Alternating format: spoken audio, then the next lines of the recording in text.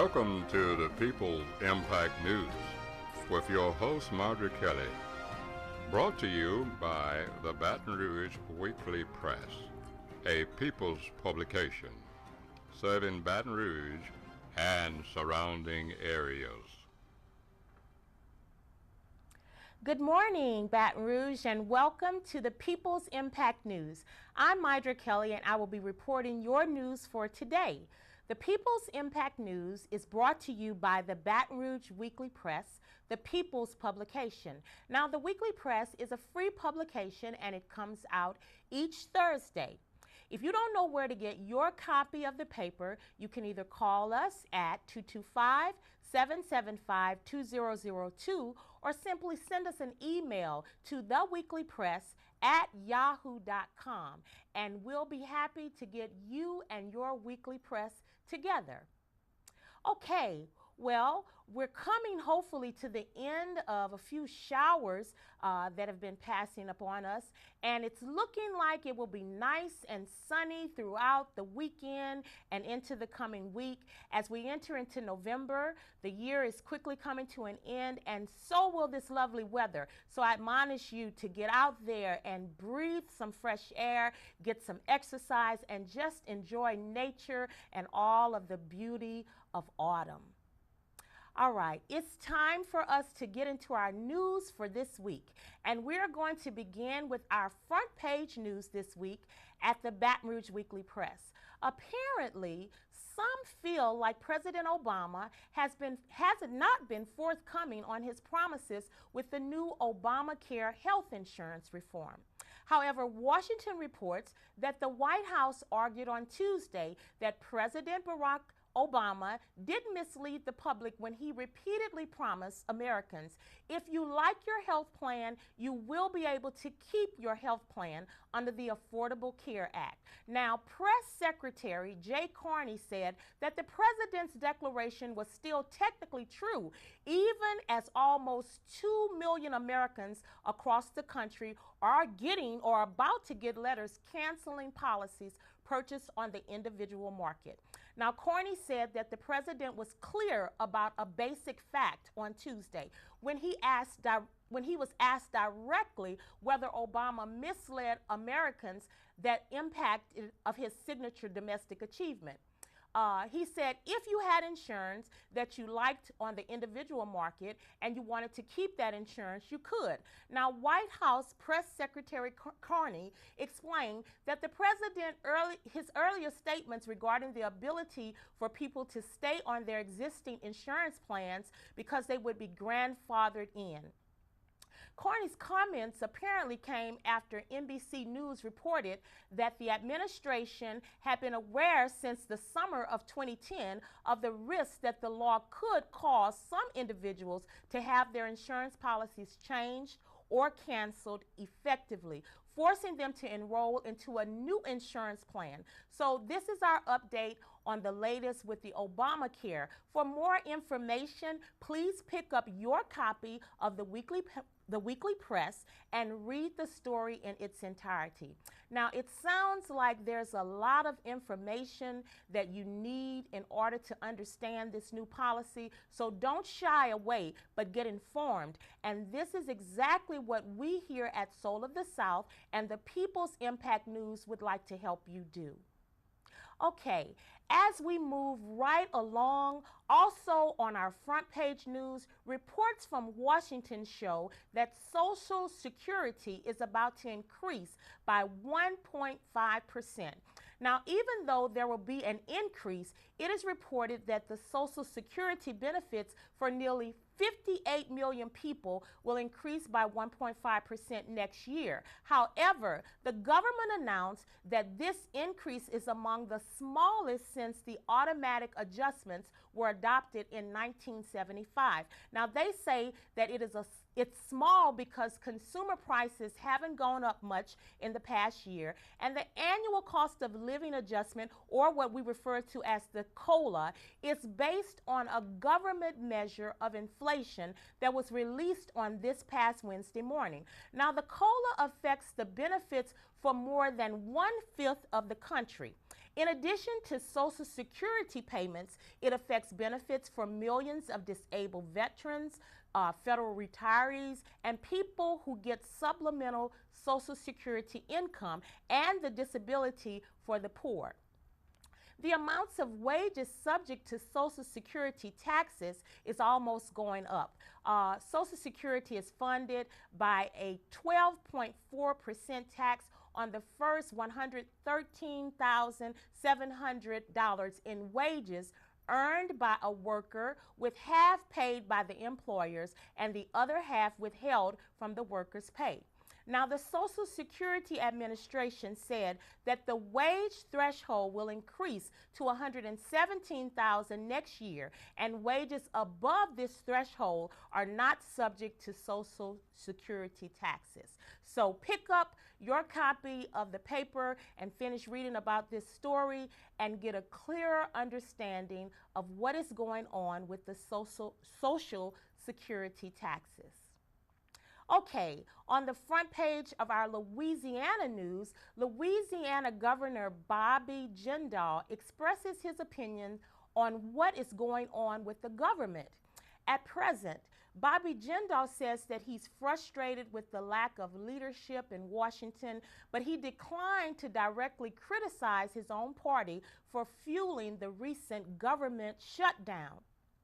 Now, Jindal said that he was not interested in Republican fratricide when asked if he approved of the Republican Party's tactics in refusing to reopen the government unless the president's health care law is changed or repealed.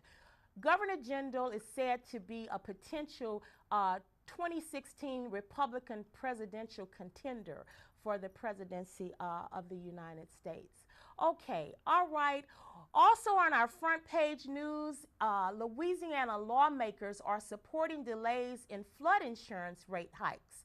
Reports from Washington say that some Louisiana homeowners and others across the country would get a temporary break from higher flood insurance premiums under a bipartisan congressional proposal introduced this past Tuesday. Now, the legislation would delay premium increases for about 4 years from the date of passage until the Federal Emergency Management Agency completes an affordability study, and this would retroactively raise the rate hikes that took effect in October 1st of this year.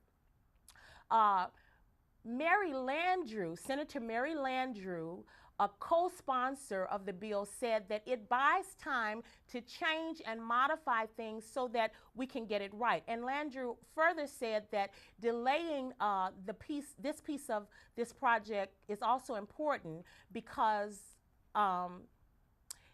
it really violates the principles of affordability. So to read this full story and the others that I've reported on, just pick up a copy of the Baton Rouge Weekly Press, and this is a good place for us to take a station break. I'll be right back with more of the People's Impact News, so stay tuned.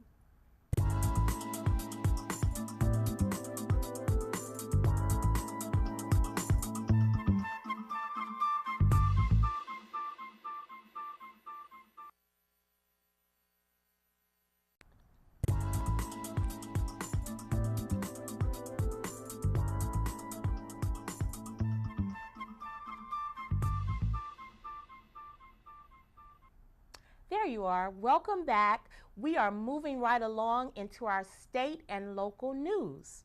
Okay, reports have told us that Astruma High School is set to close as a part of recovery school district changes. Now, Astruma High students learned from a letter to their parents this past Tuesday that their school will be closing its doors next year, and they will be joining students at Capitol High School, which is across town.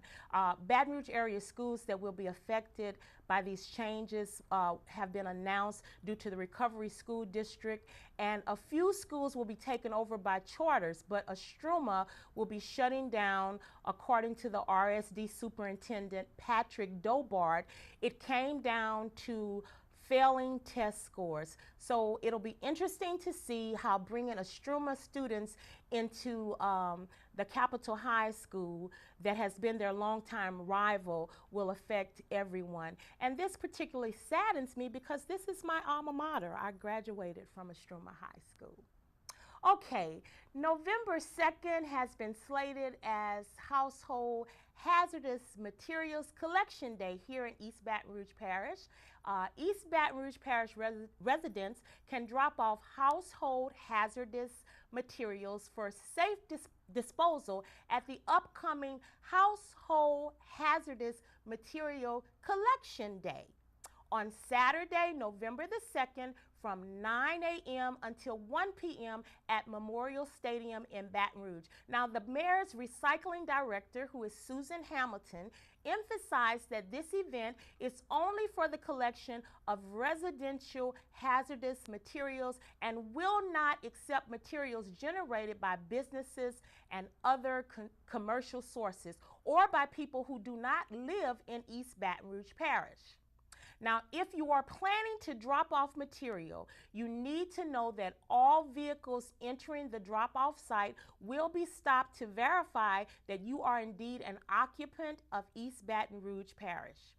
In addition, the items to be dropped off will also be checked to make sure that they are among the household hazardous materials that are being accepted. Now, if you want to know what's being accepted, the following household hazardous materials will be accepted: fertilizer, pool chemicals, insecticides, pesticides, gasoline, cleaning products, oil, paint, paint products, automobile tires, auto products including used oil, antifreeze, brake fluid, diesel, oil and fuel filters, cooking oil, fluorescent tubes, compact fluorescent bulbs, lead acid, alkaline batteries, stereos, and televisions.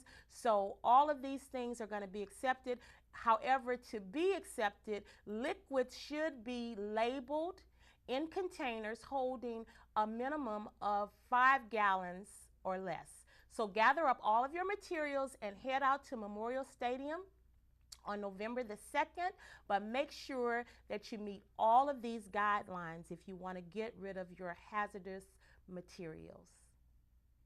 Okay, on a lighter note, for all of you bike riders, there was a bike rodeo on this past Monday. University Terrace School hosted a safe bike rodeo. Now, the Louisiana Department of Transportation Safe Routes to School and lawyer Lexi Overton provided a free bicycle helmet for every student in the 2nd through the 5th grade at this school. Now, we know that biking is fun for all ages, especially when it's done responsibly. So this is what beginning bikers learned at this rodeo, and so hopefully these learners will recall these lessons because they were out of school and riding their bicycles instead of being in the classroom. And the greatest part about it is that every student got a brand new helmet. So that was pretty cool.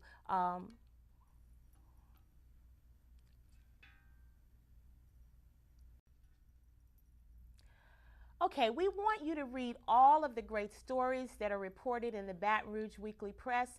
And one of the things that I really encourage you to read is Marge's Chit Chat. Now, Marge always has good information to bring you up to date on what's going on in and around the city. Marge is the way to stay in the know about the things around town and sometimes even abroad. So pick up your copy of the Baton Rouge Weekly Press and check out Marge's Chit Chat, as well as all of the other stories that you hear me reporting here on the People's Impact News. Now, we're here to bring you your news because the Baton Rouge Weekly Press is the people's publication. We're here to serve you, and the Weekly Press strives to bring you news that speaks to every part of you, mind, body, and spirit, holistically. We want to keep you informed, enlightened, and encouraged. So our commentary page is to challenge you and your thinking and allow you to read the ideas of other writers and have something to discuss around the water cooler at work or at your family gatherings. And so this week, there's several interesting topics, one of which is entitled Look Who's Lazy and Crazy by Juliana Malvo, and she is an NNPA columnist. So check this one out as well as all of the others in the paper this week, and just get the topics of discussion going. All right, in addition to the commentaries, we also have business, health, and sports left to report. So we will be right back to get to this segment of our, the next segment of the People's Impact News.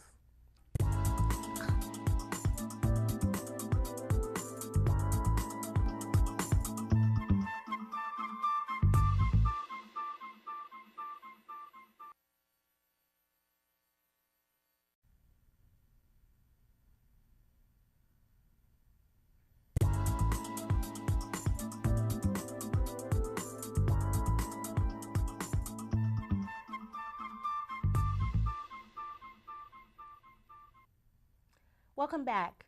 We've just come back from a 16-day government shutdown. Now, the 16-day government shutdown hurt jobs growth in the private sector this month, with only 130,000 jobs being added, a drop of 15,000 from September, according to the ADP's National Employment Report. So you can read more about how this is impacting the economy and our unemployment rate in the paper this week. We've come to the close of October. However, ladies, please don't stop getting those mammograms and checking yourselves. We want to see you all cancer-free. So thanks to everyone who supported National Breast Cancer Awareness Month. We hope that you took advantage and participated in some of the many activities that took place here in our city. It's also Red Ribbon Month, National Alcohol and Drug Awareness. So let's keep this at the forefront as we begin entering the holiday season when so many people have lost their lives to drunk drivers as well as the result of alcohol and other drugs. So please be safe and responsible. We need everyone to survive. So this is a very interesting and informative article in this week's paper, which is it addresses an aspect of health that we don't always consider, and it's dealing with mental health and more specifically psychological abuse. It's very informative, and it gives several of the warning signs to look for so you will know whether or not you are a victim or a potential victim of this form of abuse. We're going to list some of the signs on the screen, and if you recognize any of these in yourself or in someone else that you know, we encourage you to get a copy of the paper for more information, and for immediate assistance, you can call one of these numbers, the National Domestic Hotline at 1-800-799-SAFE, or the National Assault Hotline at 1-800-656-HOPE. So if you recognize any of these signs, please make those telephone calls. Now, if you simply want to laugh a little bit and get on a lighter note, check out the church lady. Now, the church lady is real and candid, but always she makes sure to make you chuckle and forget about the stress for just a few minutes. And she'll also give you information on your church news and what's going on in the faith community. We know that laughter is good medicine for the soul, and here at the Weekly Press and People's Impact News, we want all of our readers and viewers to be well in every way. So check out the religious section of our paper to get inspired by stories like the celebration on the bluff, to be encouraged and strengthened. So finally, you know what time it is. It's sports fans time here at the People's Impact News. Now, it was homecoming time, and it seems like all over Louisiana this past weekend, both our beloved Southern University and LSU celebrated their homecoming festivities. Now, LSU, the number 13 ranked, had a homecoming victory over Furman with a score of 48-16. So everything's roaring over in the Tiger camp because LSU did great. Go Tigers, and congrats on a successful homecoming. Unfortunately, our Jags were not quite as blessed in their 2013 homecoming. They lost the game, but it was a good game, I might add, to the Alcorn Braves. The Braves struck first when John Gibbs Jr. connected Jordan Payne on the 13-yard pass to give the Braves an early lead, 7-0. Then Southern blocked the Braves' punt on the 4th down, which was returned by Randall Menard for a 6-yard touchdown to tie the game at 7-7 in the second quarter. Now, the Jags struck back, but they could not pull off a win in overtime and were defeated by a score of 44-38, giving the Braves the victory. A close game, but nevertheless still a great homecoming for Southern University. So everybody had a great homecoming, the activities, tailgating, thousands turned out for the annual homecoming parade, and it was just a great time this weekend in the city for our teams.